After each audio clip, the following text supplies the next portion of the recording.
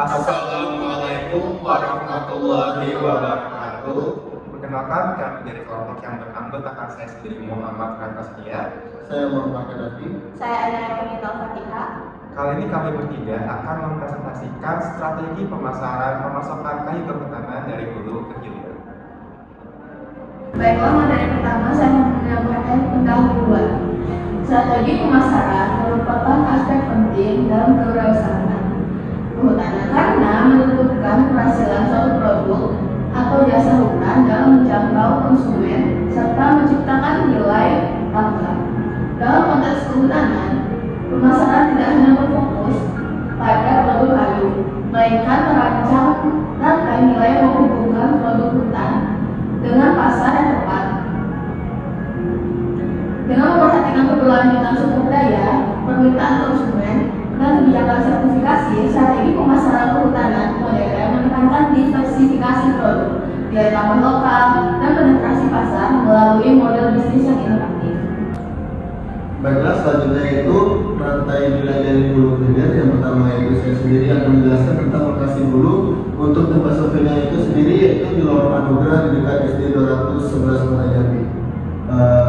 Untuk lokasi hulu ini tidak disebutkan dari hutan mana kayu didapatkan, akan tetapi bisa dipastikan bahwasanya kayu ini didapatkan secara legal ataupun secara resmi dan juga melalui perizinan. Kayu datang dalam kondisi bentuk kubik atau batu batangan kayu utuh. Untuk beberapa sampel yang ada yang saya temui itu masih berbentuk kubik ataupun batangan kayu utuh. Untuk berumbung sendiri itu yang paling mahal di harga 4 juta untuk 1 kubik. Untuk beranti itu 3.500.000 per kubik, dan juga untuk kayu bedak itu 3.500.000 per kubik. Dan juga untuk hulu ini juga selain dia menyediakan kayu kubik, dia juga menyediakan untuk penjualan per batang, yaitu per batangnya ukuran 4 kali 6 cm atau orang biasa menyebutnya dengan kayu 46. Untuk kayu 46 itu sendiri untuk per batangnya kalau berumur itu dihargai dengan harga 50.000 per batangnya. Sedangkan kayu meranti itu per batangnya dihargai 35.000 dan juga medang itu dihargai 35.000 per batangnya ukuran 4 kali 6 cm. Nah, sebelum kayu dari hulu itu sampai ke hilir, maka adalah perantara lokasi antara hulu dan ke hilir. Kayu dari hulu tadi itu dibeli oleh perantara dengan harga satu lot kayu itu kita asumsikan adalah 4 juta. Nah, dari satu lot kayu itu bisa dipecah lagi dalam beberapa papan atau batangan dengan total kurang lebih satu lot itu bisa jadi 20 papan atau batangan tergantung ukuran dari lot kayu tersebut. Nah, ada lagi namanya biaya proses operasional gergaji sekitar 700.000 per lot kayu. Jika kita totalkan, maka total modal yang dikeluarkan oleh perantara ini ialah 4.700.000. Kita asumsikan bahwasanya perantara ini mendapatkan margin atau keuntungan sebesar 20% dari 4.700.000. Maka keuntungan yang ingin dia dapatkan adalah 940.000. 4.700.000 ditambah 940.000 hasilnya ialah 5.640.000.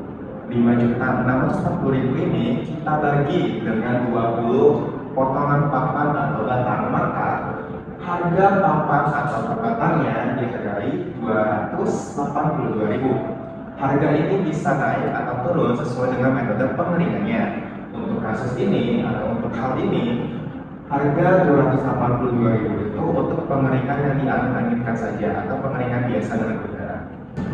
Setelah pengergajian itu biasanya ada sisa berupa serbuk. Serbuknya itu kita jual lagi dengan cara serbuk itu kita jadikan papan. Biasanya itu ada papan dari serbuk atau papan dari potongan-potongan kayu kecil. Jadi tidak ada sisa yang terbuang. Yang terakhir yaitu lokasi hilir. Berlokasi di Jalan Dr. Purwadi di Kemalusa. Nah, kayu di sana dibeli dalam bentuk papan atau batangan yang akan dijadikan kursi, pintu maupun jendela.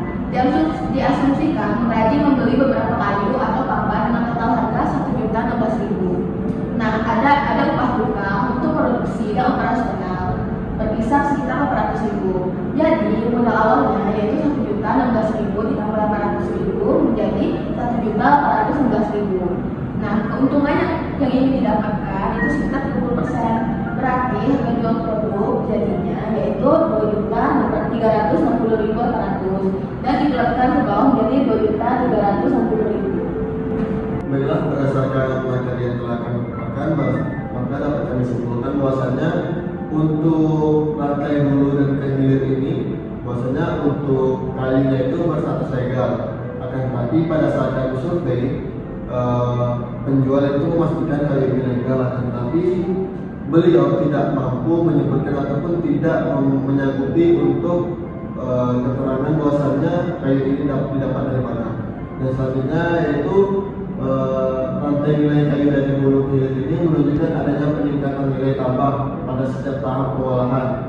Proses transformasi dari kayu yang tadi berupa log hingga menjadi produk, jadi tidak hanya meningkatkan harga, akan tetapi juga memperluas peluang usaha melalui pemanfaatan limbah kayu dan juga diversifikasi produk. Seperti contohnya pada saat kita pembeli kayu log, kita akan diubah menjadi kursi, akan diubah menjadi meja.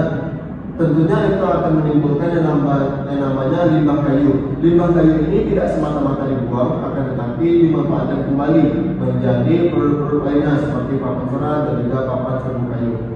Selanjutnya yaitu rantai nilai hulu kayu dan hulu ke hilir juga mencerminkan pentingnya efisiensi, inovasi dan juga strategi pemasaran dalam mendukung keberlanjutan usaha di sektor perhutanan. Jadi dalam hal ini juga mementingkan bahwasanya hal tersebut juga harus efisiensi, inovasi dan juga kita harus mengembangkan strategi agar pemasaran strategi perhutanan ini berjalan secara berkelanjutan. Itulah tadi presentasi yang bisa kami sampaikan, kurang lebihnya kami mohon maaf. Sekian dari kami. Wassalamualaikum warahmatullahi wabarakatuh.